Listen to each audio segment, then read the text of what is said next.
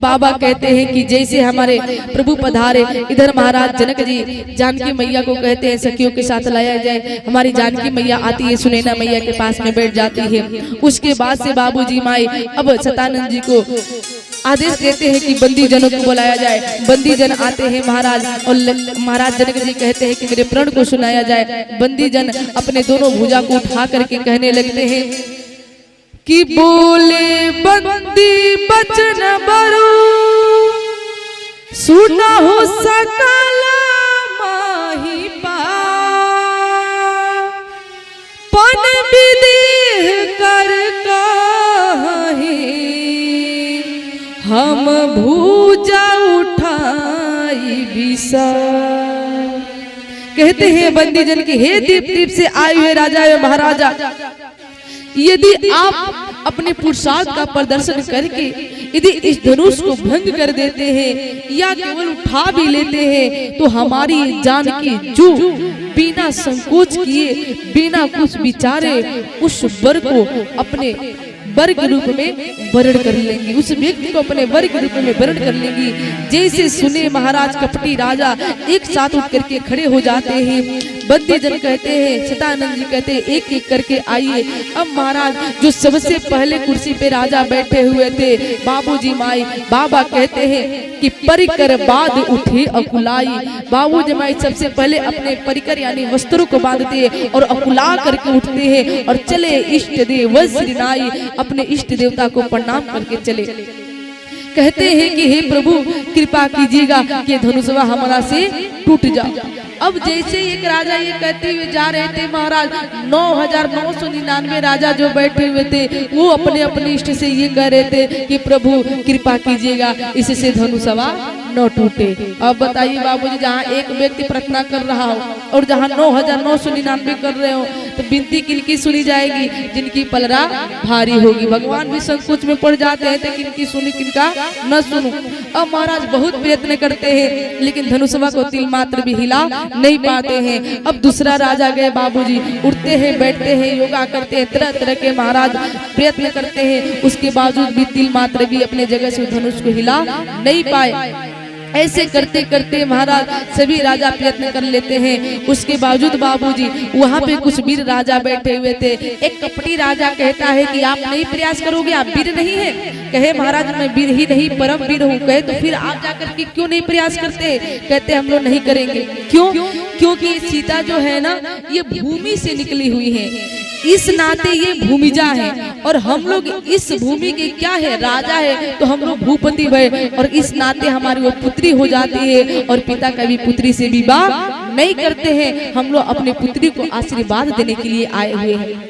अब वहाँ पे 10,000 राजा आपस में विचार करते हैं कि चलो मिल करके इस धनुषवा को उठा लिया जाए। अब माई बाप 10,000 राजा एक साथ उठे और उठ करके लगे धनुष को उठाने। एक उठा ही राजा तब तक बोला ये बताओ ये उठा ही लेंगे तो किसके साथ विवाह होगा? कहे देखो पहले उठाओ, यदि उठ जाता है तो आपस में युद्ध करेंगे और जो विजयी होगा उससे जानकी जी का विवाह हो जाएगा। अब बाबूजी माई यहीं पे हमारे तुलसीदास बाबा लिखे हैं भूप सहस दशा एक ही बार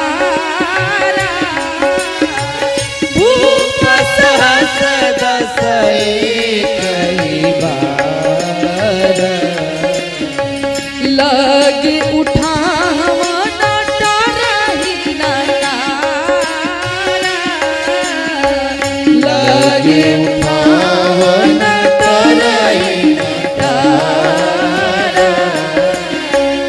बाबा कहते हैं कि भूप सहस दस एक ही बारा लगे उठावन डर ही नटारा।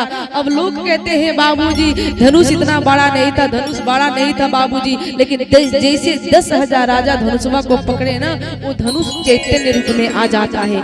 अब देखिए महाराज बाबा कहते हैं कि 10,000 राजा उस धनुष के हाथों अपने आप को हारा हुआ पाते हैं और जा करके जैसे कुर्सी पे बैठना ही चाहे वैसे महाराज जनक जी को क्रोध आ जाता है। महाराज जनक जी क्रोध में आकर के खड़े होकर के बोलते हैं कि हे दीप दीप से आए हुए राजा महाराजा, किसी को भी मैं बुलाने के लिए नहीं गया। सभी लोग ये सुन करके आए कि मेरी बिटिया सुंदर है, जो भी मेरी बिटिया को वरण कर लेंगे उनका यश और कीर्ति तीनों लोगों में फैल जाएगा। लेकिन आज मेरे को समझ में आ गया कि धरती पे एक भी वीर नहीं बचा हुआ है।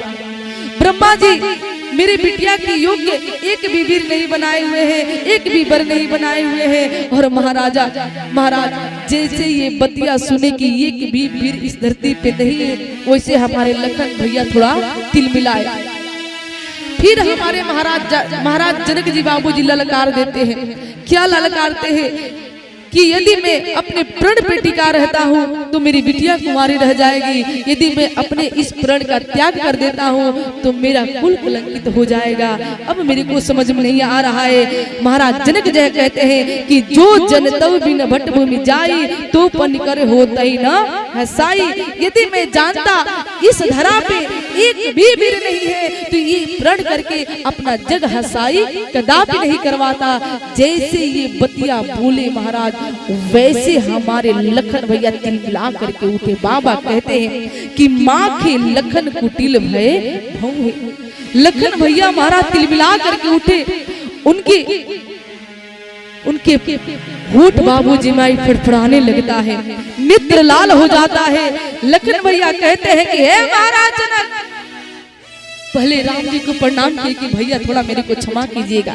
कहे कि हे महाराज जनक, किसी में भी इतनी सामर्थ्य नहीं है कि जिस सभा में यदि रघुवंश का छोटा बालक भी बैठा हो ना, वो ये कह दे कि ये धरती वीरों से खाली है। यहाँ पे हमारे लखन भैया कहते हैं कि भैया मेरे को क्षमा कीजिएगा। लेकिन लखन भैया कहते हैं कि किसी भी सभा में यदि रघुवंश का छोटा बालक भी बैठा हो तो किसी के अंदर ये सामर्थ्य नहीं है वो ये कह दे कि धरती वीरों से खाली हो गई है। तुलसीदास बाबा चौपाई के माध्यम से लिखे हैं कि कही जनक जसु अनुचित बानी, विद्यमान रघुकुल मन जाने, सुनहु भानुकुल पंकज जानो, कहु सुभावन कछु अभिमानो, जो तुम्हारे अनुशासन पाओ, जो तुम्हारे अनुशासन पाओ, कंद क्यों ब्रह्मांड उठाओ, कंद क्यों ब्रह्मांड उठाओ, कंद क्यों ब्रह्मांड उठाओ, कंद क्यों ब्रह्मांड उठाओ। तोरा छत्र को दंड जिमी, तब प्रताप बलना, जो न करो प्रभु पद शपथ, कि कर न धरो धनुहा। लखन भैया कहते हैं कि हे महाराज जनक, जिस प्रकार से एक छोटा बालक गेंद को उछालता है ना, उसी प्रकार से मैं ब्रह्मांड को उछालने लगूंगा। जिस प्रकार से छोटा बालक कांचे घड़े को खंड खंड कर देता है, उसी प्रकार से पूरे ब्रह्मांड को मैं खंड खंड कर दूंगा। यही नहीं, जिस प्रकार से छोटा बालक दौड़ करके जाता है और खेत से मूली उखाड़ करके ला देता है, दौड़ करके जाऊंगा और सुमेरु पर्वत को उठा करके ला करके आपके चरणों में रख दूंगा। अरे आप कह रहे हैं ये उठाने की बात, उठाऊंगा, धनुषवा को उठाऊंगा, 100 योजन दौड़ करके दिखाऊंगा। और यदि नहीं कर पाया ऐसा तो अपने भैया के चरणों के शपथ खा करके कहता हूँ, कसम खा करके कहता हूँ कि कभी अपने हाथ में धनुष बाण धारण नहीं करूंगा।